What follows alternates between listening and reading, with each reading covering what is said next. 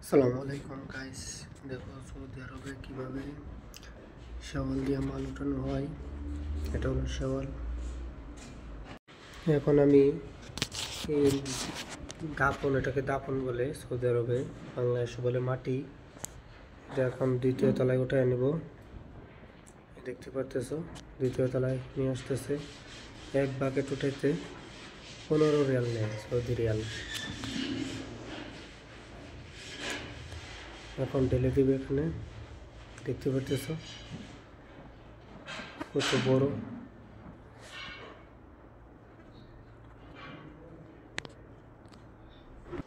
এটা দিয়ে আপনারা সিমেন্ট, বালু, টাইলস সব কিছু উপরে উঠায় নেই, তারপর শুধু টাইলস লাগাই কাজ করি। সামনে দেখতেছো সুন্দর একটা মসজিদ, এখানে জমা হয়। এটা জমা মসজিদ। মসজিদটা ভিতরে অনেক সুন্দর। এখন আবার শাওয়াল চলে যাচ্ছে, আবার নিয়ে আসবে, তারপর টাকা দেব, চলে যাবে। এক প্যাকেট উঠাতে বললাম তো 15 রিয়াল নেয়। এই দেখো চলে গেল ওই জায়গায়। এখন আমিও যাবো ওখানে, তারপর দেখতে পাবে।